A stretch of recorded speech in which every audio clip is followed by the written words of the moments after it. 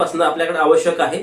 त्याचप्रमाणे आधार card, pan card किंवा इतर पत्त्याचा पुरावा, रहिवासी पुरावा, पत्त्याचा पुरावा, ओळखीचा पुरावा हे सर्व एवढेच कागदपत्रे यासाठी आवश्यक आहेत। या व्यतिरिक्त प्रत्येक जिल्ह्यामध्ये ज्यावेळी जाहीरनामा निघतं त्यावेळी एखादा दुसरा कागदपत्र वेगळं असू शकतं, पण मुख्यत्वे आपल्याकडे चारित्र्य पडताळणी प्रमाणपत्र असणं आवश्यक आहे आणि सीसीसी किंवा एमएसआयटी हे दोन डॉक्युमेंट्स आपल्याकडे असतील तर बाकीचे कागदपत्र तुम्हाला लगेच गोळा करता येतील।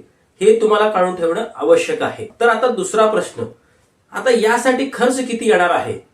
जर खर्चाचा जर विचार केला तर आपल्याला केंद्र घेण्यासाठी किंवा यासाठी शुल्क भरण्यासाठी कुठलाच एक रुपया लागणार नाही।